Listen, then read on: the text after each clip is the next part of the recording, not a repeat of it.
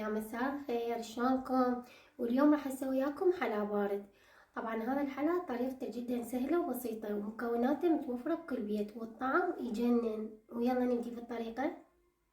بالبداية بسم الله، حنضيف 3 أكواب ونص من الحليب السائل، 4 ملاعق من النشا، 4 ملاعق من الشكر، ملعقة فانيليا. حنخلط على البارد، بعدها حنضيفه على النار لما يسخن ويوصل ويانا بهذا القوام. حنطفي عليه، حنضيف كوب من الكريمة الشانتيه، حنخلطها خلطة خفيفة. بعدها حنضيف باكيت من القشطة، أي قشطة عندكم متوفرة. بعدها حنجهز البسكيت والبايركس، حنضيف البسكيت بقاعدة البايركس بدون ما نغمسه بالحليب بالبداية. بعدها حنضيف الكريمة، حنحضر الحليب، حنغمس البسكيت، نسوي الطبقة الثانية، نضيف البسكيت ونضيف الكريمة.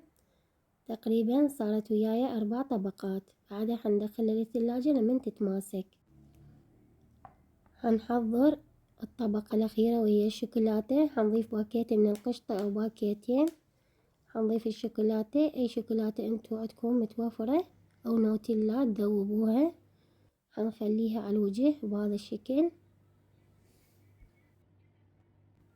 بعدها حنساوي الأطراف.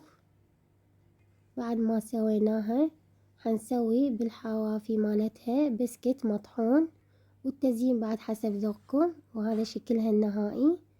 بعدها حنقطعها. بعد تقريبا ما بقت خليناها بالثلاجة تقريبا ساعة كاملة بين ما تماسكت، تقدرون تبقوها ساعتين بس ساعة كاملة كل زين. وهذا شكلها النهائي. جربوها، طعمها كلش طيبة. واتمنى اذا حبيتوا هذا الفيديو لا تنسون الضغط على زر اللايك والمتابعة والتعليق الحلو، واقولكم سلامكم العافية. مع السلامة، انتظروني في فيديو جديد.